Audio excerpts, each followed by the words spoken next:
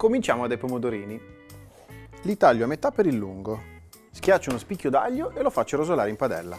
Aggiungo il peperoncino e faccio insaporire. Verso i pomodorini. Alzo la fiamma e faccio rosolare per bene fino a che rilasceranno un bel sughetto. I pomodorini sono pronti.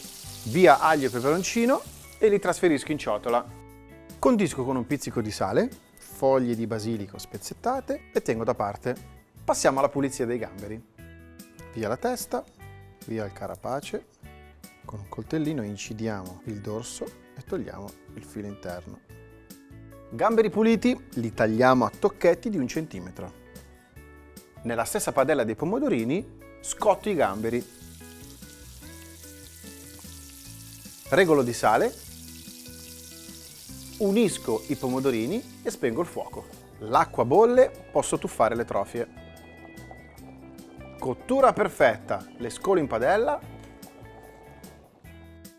Aggiungiamo il concentrato di pomodoro, verso una mestolata di acqua di cottura e aggiungendo l'olio a filo manteco per bene.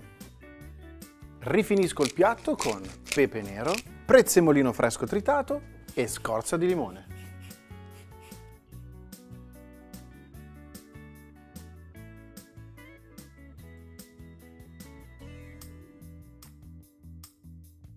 E adesso assaggiamo. Spettacolo!